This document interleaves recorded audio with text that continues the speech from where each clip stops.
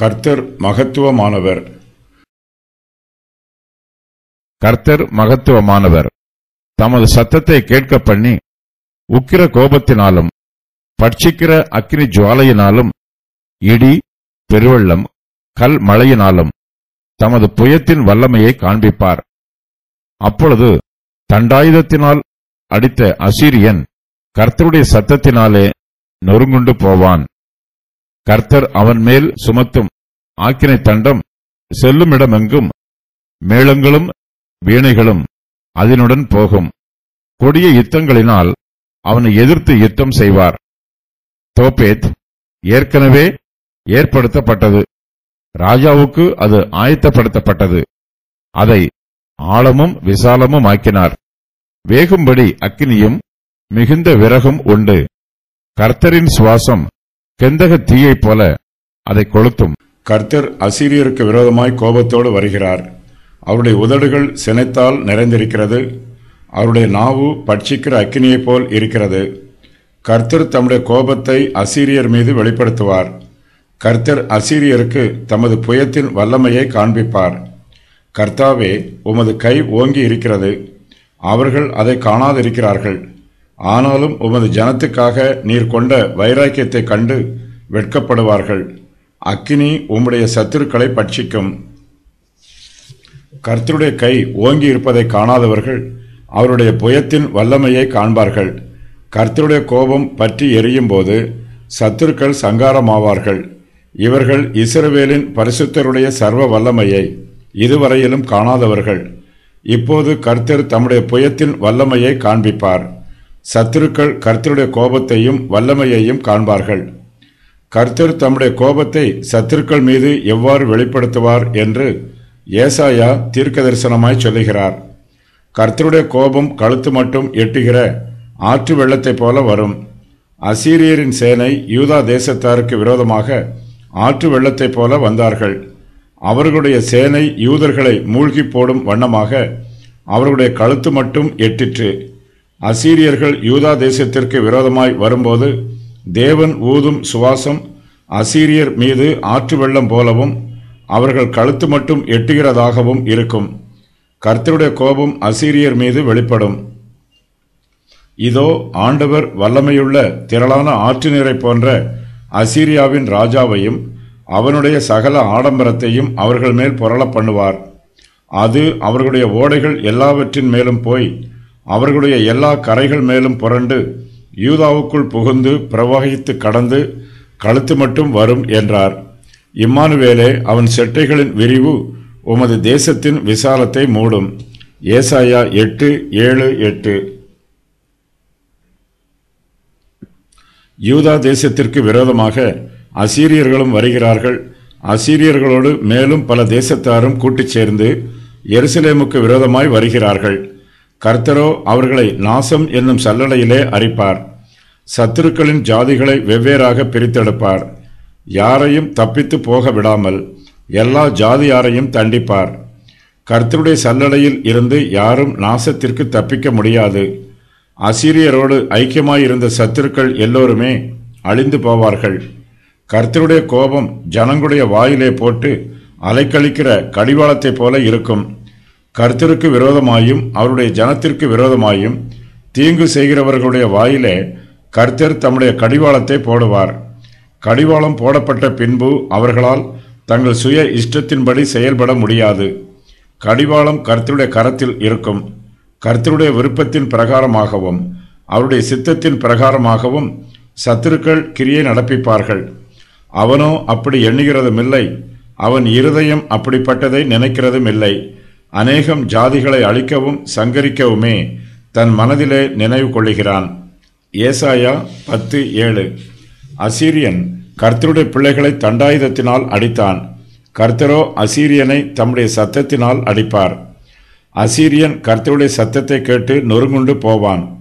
கர்த்தர் தம்முடைய சத்துருக்களை அழிப்பதற்கு சில சமயங்களில் கோலையும் வேறு சில சமயங்களில் மிலாறுகளையும் பயன்படுத்துகிறார். இப்போதோ தம்முடைய சத்தத்தை பயன்படுத்துகிறார். சத்துருக்கள் கர்த்தருடைய சத்தத்தை கேட்டு நொறுங்குண்டு போவார்கள். அவர்களை அழிப்பதற்கு பட்டயமோ தண்டாயுதமோ அல்லது வேறு ஆயுதமோ எதுவும் தேவையில்லை. கர்த்தருடைய சத்தமே போதுமானது.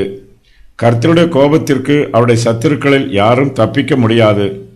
கர்த்தர் அசீரியனை எங்கெல்லாம் பார்க்கிறாரோ அங்கெல்லாம் அவர் அவனை தண்டிப்பார்.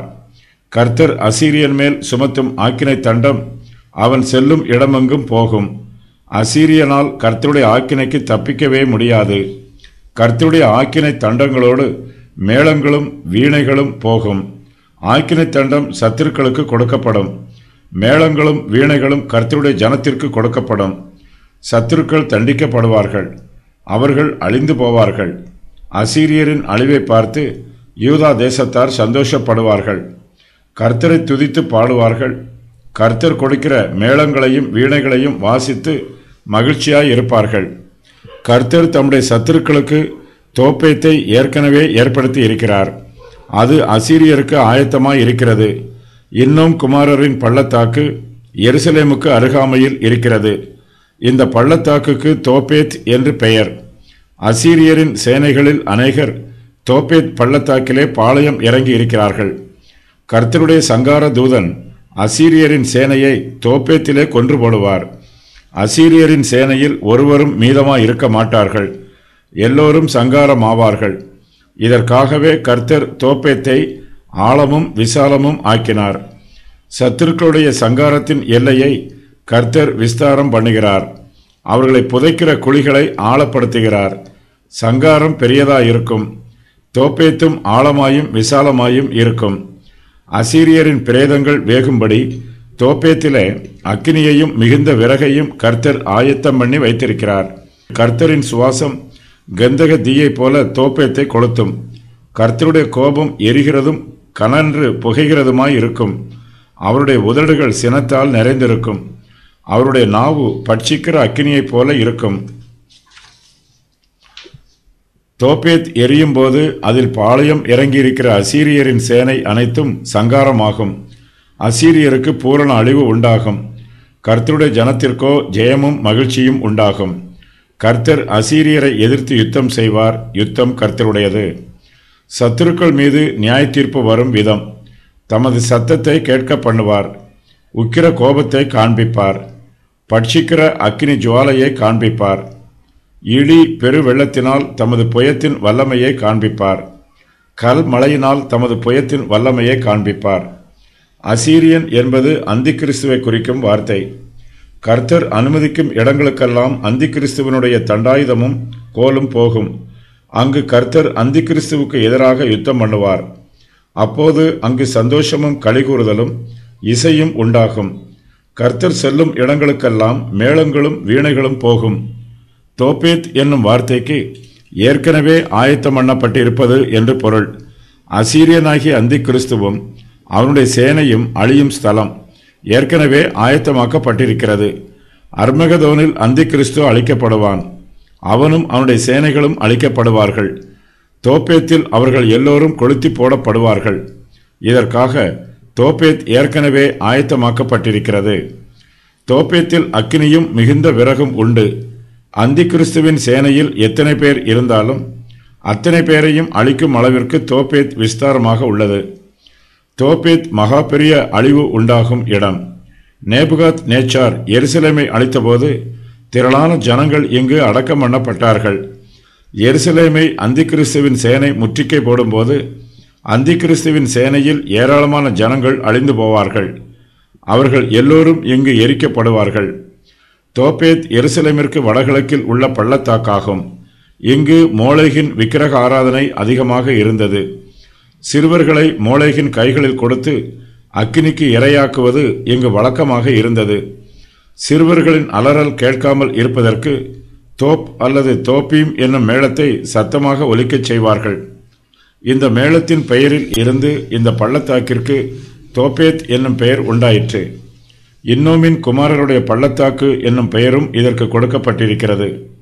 நகரத்தில் உள்ள கழிவுகளை எரிப்பதற்கு இங்கு எப்பொழுதும் தீ எரிந்து கொண்டிருக்கும். நரகத்தின் எரிகிற அக்கினியை பற்றி குறிப்பிடுவதற்கு யூதர்கள் இந்த பள்ளத்தாக்கை ஒப்பிட்டு கூறுவது வழக்கம்.